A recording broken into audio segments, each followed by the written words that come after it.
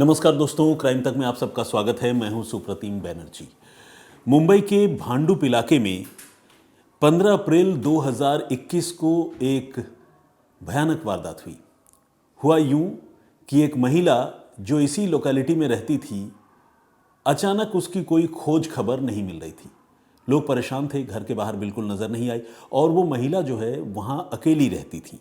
उनका नाम था रतनबेन जैन और उम्र थी 70 साल।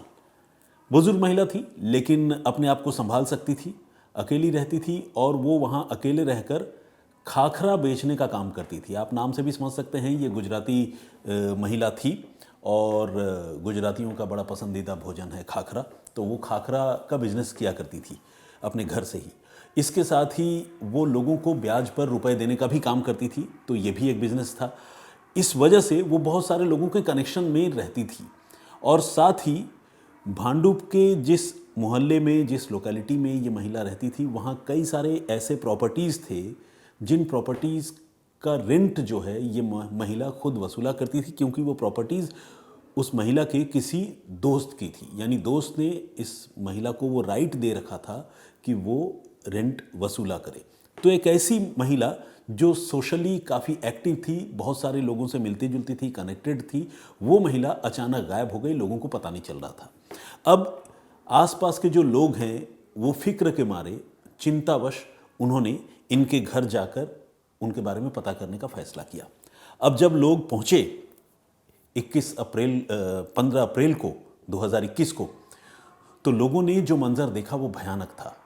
घर में रतनबेन जैन की लाश पड़ी थी और लाश भी ऐसी वैसी नहीं, बल्कि किसी तेज धार चाकू से उनका गला काट दिया गया था। पूरे घर में खून ही खून फैला हुआ था। ये मंजर देखकर लोग घबरा गए। उन्होंने फौरन पुलिस को फ़ोन किया। मुंबई पुलिस ने भी जब ये खबर सुनी कि मामला मर्डर का है और एक बुजुर्ग महिला के कत्ल का है, तो पुलिस की टीम फौरन वहाँ हाजिर हुई और इस मामले की तफ्तीश शुरू कर दी गई। पुलिस ने देखा कि घर का दरवाज़ा खुला हुआ है और घर से तकरीबन 3.5 लाख रुपए के जेवरात वो गायब थे। तब तक इस महिला के रिलेटिव्स भी आ चुके थे जो भी आसपास रहते थे। उन लोगों ने भी ये कंफर्म किया ज्वेलरी के बारे में कि कितनी ज्वेलरी उनकी थी। तो एक अंदाज़ा लगाया गया कि क्या क्या चीज़ें गायब हुई होंगी और एक लिस्ट भी प्रिपेयर किया गया। पता चला तकरीबन 3.5 लाख रुपए की ज्वेलरी गायब है। और इस चीज़ को देखकर ये बात तकरीबन साफ थी, क्लियर थी कि रतनबेन के कत्ल के पीछे रॉबरी का ही मोटिव है और कातिल ने उनकी जान लेकर उनके घर में जो भी कीमती चीज़ें थी, ज्वेलरी और साथ में कुछ कैश भी रहे होंगे, वो सब लेकर वो कातिल फरार हो चुका था, भाग चुका था। अब पुलिस ने इस मामले में तफ्तीश अपनी तेज़ की और कातिल की पहचान पता करने के लिए पूरी ताकत लगा दी। भांडुप की पुलिस इस मामले की जांच कर रही थी, लेकिन दिक्कत ये थी कि जहां रतनबेन रहती थी वहां पर कोई सीसीटीवी फुटेज नहीं था, आसपास के इलाके में भी नहीं था। ऐसे में पुलिस की जांच जो है वो आगे बढ़ने में पुलिस को काफ़ी दिक्कत हो रही थी। पुलिस को कोई लीड नहीं मिल पा रही थी कि आखिर रतनबेन का कत्ल किसने किया होगा। अगर कोई दुश्मनी वाली बात होती या कोई रिलेशन से रिलेटेड कोई मसला होता तो फिर जाहिर है पुलिस को एक क्लू मिल सकता था, लेकिन इस मामले में कोई दुश्मनी का एंगल भी सामने नहीं आया, कोई ज़मीन जायदाद का मसला भी सामने नहीं आया और फिर जिस तरह से घर से चीज़ें गायब थी, कीमती चीज़ें, वो ये इंडिकेट कर रहा था कि ये जो है एक रैंडम लूटपाट की घटना है जिसे किसी कातिल ने अंजाम दिया और लूटपाट करके चला गया। तो वो कौन था, पुलिस को वो पता लगाना था। तकरीबन महीने भर का वक्त गुजरने को चला और भांडुप पुलिस ने लाख कोशिश कर ली। पुलिस को इस मामले में कोई भी कंक्रीट क्लू या लीड नहीं मिल सकी। इसके बाद इस मामले की जांच के लिए मुंबई पुलिस ने एक स्पेशल टीम बनाई और उनको डेडिकेटेड तरीके से ये जिम्मेदारी सौंपी गई कि वो इस महिला के कत्ल के मामले को सॉल्व करें और चाहे जैसे भी करें वो ढूंढें, कोई नया ट्रिक आजमाएं और वो पकड़ें कि गुनहगार कौन है। पुलिस ने अब इस क्रम में तकरीबन आसपास रहने वाले 250 परिवारों से पूछताछ की। आप देखिए कितना मेहनत टास्क ये था, कितना बड़ा काम था। 250 परिवारों से पूछताछ।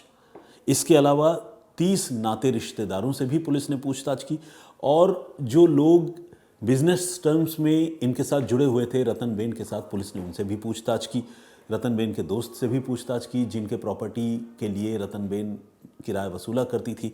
तो इस तरह से पुलिस ने बहुत सारे लोगों से पूछताछ की, लेकिन लाख कोशिश करने के बावजूद इस स्पेशल टीम को भी रतनबेन के कातिल के बारे में कोई सुराग, कोई लीड नहीं मिल पा रही थी।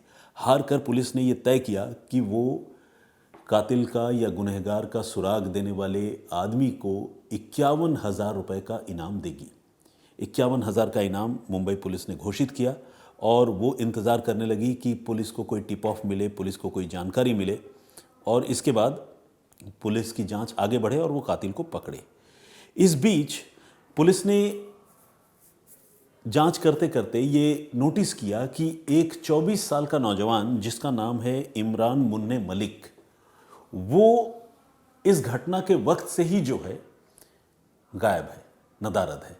ये इमरान मुन्ने मलिक नाम का ये जो लड़का है, ये पुलिस के लिए भी अजनबी नहीं था, क्योंकि इमरान के खिलाफ पहले ही भांडुप पुलिस स्टेशन में चीटिंग का एक केस एक महिला ने दर्ज करवाया था और उस मामले की पुलिस जांच भी कर चुकी थी। पुलिस ने उस मामले की जांच करने के बाद इमरान को शुरुआती तफ्तीश के बाद क्लीन चिट भी दे दी थी। तो एक तरह से देखा जाए तो पुलिस की निगाहों में इमरान जो है गुनहगार नहीं, बल्कि एक क्लीन चिट पाया हुआ एक लड़का था जिस पर इकोनॉमिक ऑफेंस यानी रुपए पैसों की ठगी का इल्ज़ाम था। अब पुलिस ने सोचा कि लेकिन इमरान अगर उन्हीं दिनों में यानी अप्रैल 2021 के दिनों में ही गायब हुआ तो क्या उसके गायब होने से इस केस का कोई कनेक्शन है? पुलिस के दिमाग में ये भी बात चल रही थी। लेकिन इसके साथ साथ पुलिस जो है इमरान मुन्ने मलिक के बारे में और ज़्यादा जानकारी जुटाने की शुरुआत कर चुकी थी। पुलिस ने यह तय किया कि वो इमरान से पूछताछ करेगी और उसी फाइनेंशियल फ्रॉड के मामले में ही पूछताछ करेगी। पुलिस ने एक बार फिर से इमरान को उसके नेटिव प्लेस से, जहाँ कभी वो रहने वाला था मुंबई के बाहर, वहाँ से पुलिस ने उसको हिरासत में लिया और पूछताछ के लिए मुंबई लेकर आई। मुंबई में उससे फिर से पूछताछ शुरू हुई और इस बार पूछताछ जो है कत्ल के मामले में नहीं हो रही थी, क्योंकि उससे तो कोई लिंक ही नहीं बन रहा था, सिवाय इस इत्तेफाक के कि वो 2021 के उन्हीं दिनों में अपने घर गया था या फिर जहां काम करता था वहां से अलग हुआ था। तो इस मामले की जांच चल रही थी और जांच जो है इस बार इमरान मुन्ने मलिक से उसी फाइनेंशियल फ्रॉड के मामले में ही पुलिस को करनी थी। इमरान पर 8 लाख रुपए की ठगी का इल्ज़ाम था और जिसने ठगी का इल्ज़ाम लगाया था वो एक महिला थी, उसका नाम था दीपाली राउत।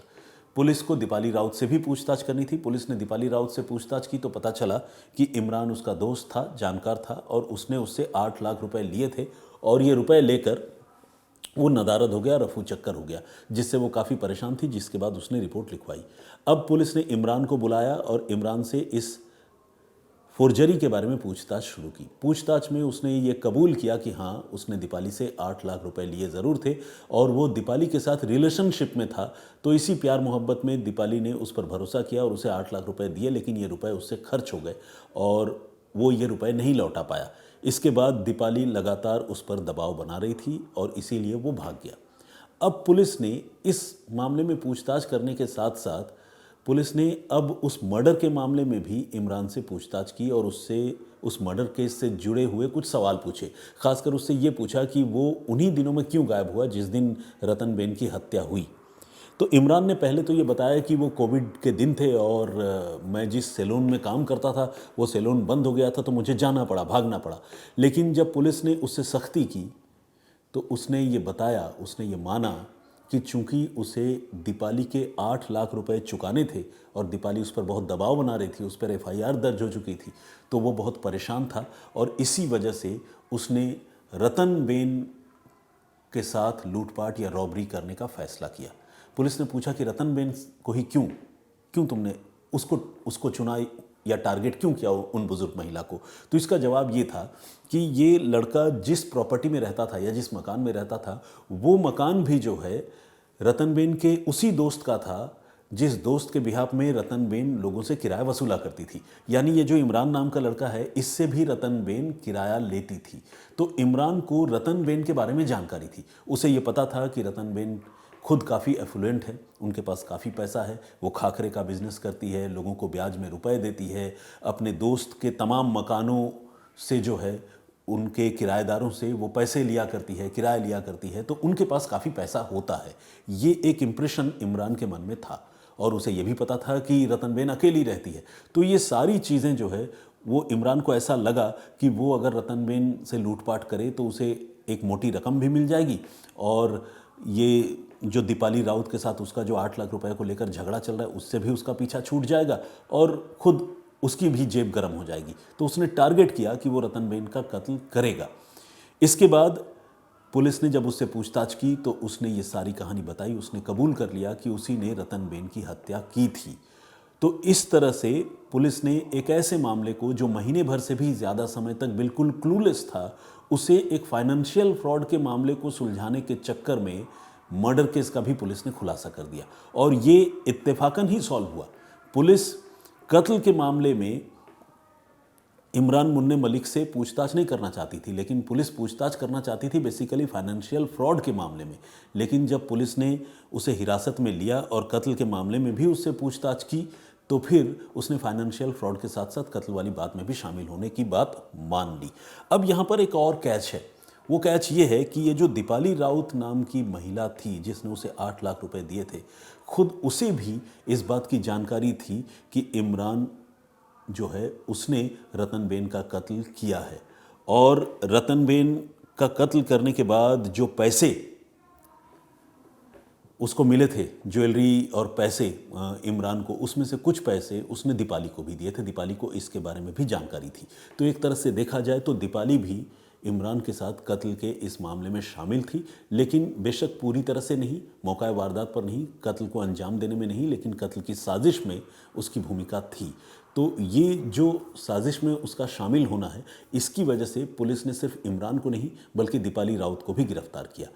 तो एक बुजुर्ग महिला जो अकेली रहती थी, जिनका कत्ल हुआ था और जिसके कत्ल में पुलिस के पास कोई सुराग नहीं था, उस केस को पुलिस ने एक फाइनेंशियल फ्रॉड के मामले के इन्वेस्टिगेशन के सिलसिले में फाइनली क्रैक कर लिया, सुलझा लिया।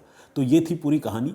इस पूरे घटनाक्रम पर, इस पूरी कहानी पर आपका नज़रिया क्या है, आप क्या सोचते हैं, हमें प्लीज़ कमेंट करके ज़रूर बताइएगा।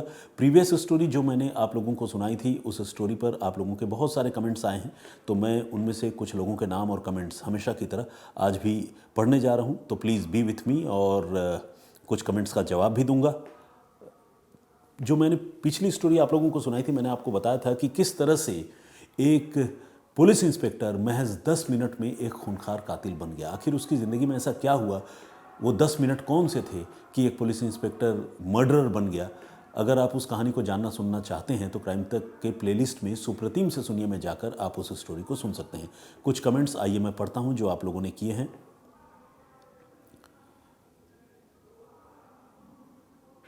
हमारे दर्शक हैं मुकेश श्रीवास्तव, उन्होंने कहा है कि वो पुलिस इंस्पेक्टर जानता था कि उसे इंसाफ नहीं मिल सकता है और मुकदमा अगर चलता, जिसके साथ भी उसकी लड़ाई चल रही थी, तो उसे उसके लिए भी काफ़ी पैसे खर्च करने पड़ते, बहुत कुछ आर्थिक दंड भुगतना पड़ता। तो इसलिए उसने तय किया कि वो कत्ल कर दे।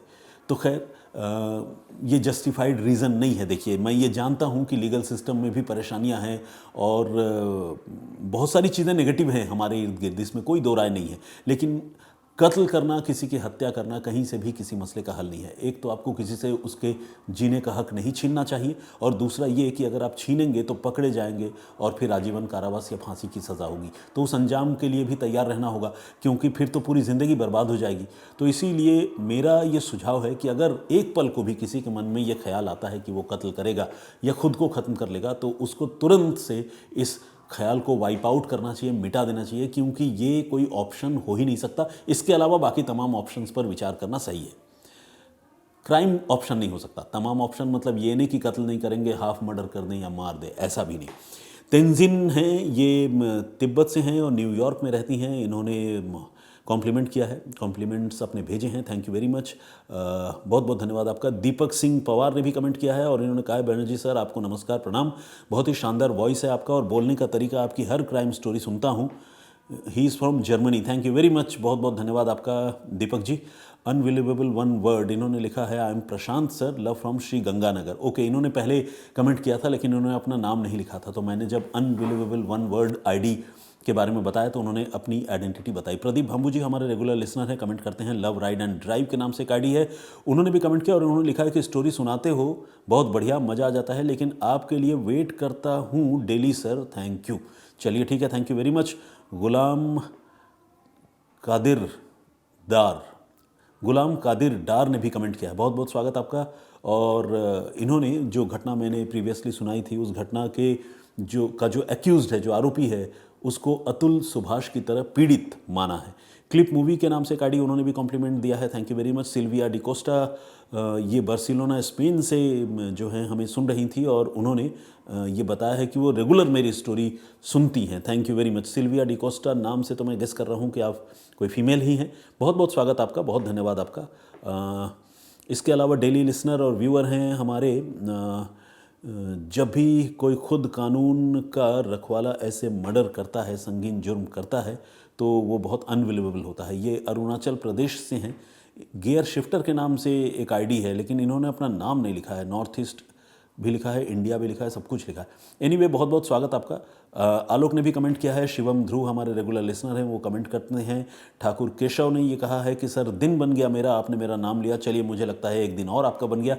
ये आपका बड़प्पन है दोस्त कि आप लोग ऐसा सोचते हैं। मैं सिर्फ ये बात ठाकुर केशव के लिए नहीं बल्कि आप सारे दर्शकों के लिए कहता हूँ कि आप लोग इतना मान देते हैं कि मैं अगर कहानी के बाद ये जो आप लोगों के कमेंट्स या नाम पढ़ता हूँ तो आप उसको इतना इम्पोर्टेंस देते हैं, तो ये आपका बड़प्पन है। वरना बहुत सारे लोग हैं जो स्टोरीज़ लेकर आते हैं, कहानियाँ भी सुनाते हैं और इंटरैक्ट भी करते हैं, लेकिन आप लोगों ने जितना प्यार और सम्मान मुझे दिया है वो मेरी खुशकिस्मती है, मैं इसको स्वीकार करता हूँ और बहुत ही हम्बल्ड फील करता हूँ। थैंक यू वेरी मच आप सबका। राम बिसाई का भी कमेंट है और उत्कर्ष लव हॉलीवुड समथिंग के नाम से एक आईडी है, उन्होंने भी कमेंट किया है। उन्होंने कहा है कि लोगों में एंड्योरेंस, सहनशीलता बहुत कम होती जा रही है। केवल कृष्ण ने सत श्रीकाल बैनर्जी जी कहा है, थैंक यू वेरी मच। मौलाना निसार अहमद नागपुरी साहब रेगुलर हमारे लिसनर हैं। विनय नासवाले जी हैं, मनीष कुमार हैं, लर्निंग एस्पिरेंट 2020 के नाम से एक आईडी है, उन्होंने भी कमेंट किया है। इसके अलावा जितेंद्र चावड़ा ने कमेंट किया है, रोहित सिंह का भी कमेंट है, थैंक यू वेरी मच, बहुत धन्यवाद आप सारे लोगों का। और भी बहुत सारे लोगों ने कमेंट किया है, सबका नाम और कमेंट एक साथ एक दिन में पढ़ना संभव नहीं, आप जानते हैं, लेकिन ये सिलसिला आगे भी यूं ही चलता रहेगा। फिलहाल मुझे इजाज़त दीजिए और अपना बहुत ख्याल रखिए, सुरक्षित रहिए। मैं फिर हाजिर होऊंगा किसी और कहानी, किसी और वाक़े के साथ। तब तक जय हिंद, जय भारत।